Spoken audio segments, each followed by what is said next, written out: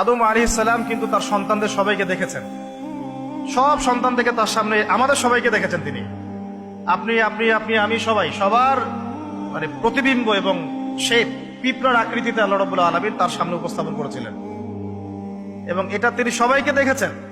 এবং একজনকে দেখে তার খুব পছন্দ হয়েছে, খুব ভালো লেগেছে, মিষ্টি, খুব ভালো লেগেছে, আকর্ষণীয়। জিজ্ঞাসা করেছেন, আল্লাহ আমার এই সন্তানের নাম কি? আল্লাহ পাক বলেছেন তার নাম দাউদ। তার হায়াত কত? আল্লাহ পাক বলছেন 60 বছর। তখন তিনি বলছেন আদম আলাইহিস সালাম, আল্লাহ আমার হায়াত থেকে 40 বছর তাকে দিয়ে দেন। দাউদ আলাইহিস সালাম 100 বছর বেঁচে ছিলেন। দাউদ আলাইহিস সালাম সম্পর্কে আরেকটা আয়াত আছে কোরআন, এটা স্পেশাল। আল্লাহ পাক দুজনকেই, মাত্র দুজন নবীকে আল্লাহ পাক কোরআনে খলিফা বলেছেন।